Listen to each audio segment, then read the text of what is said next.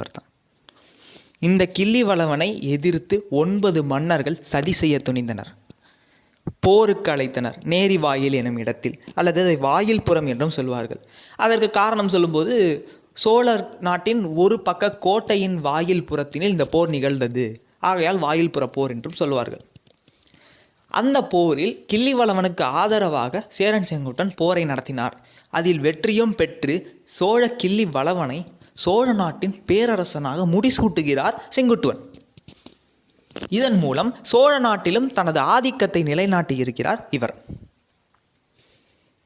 இதை பற்றி பதிற்றுப்பத்தின் பதிகம், ஆறா செருவின் சோழ குடிக்குரியோர் 9 வீழ வாயில் புறத்திருத்து நிலைச்செருவின் ஆற்றலை அறுத்தவன் என்று கூறுகிறது. சிலப்பதிகாரத்தில் இன்னும் கூட தெளிவாக குறிப்பிடப்பட்டிருக்கும். படை கதையில் அது கிட்டத்தட்ட ஒரு 7 to 8 அடிகள் வரும்.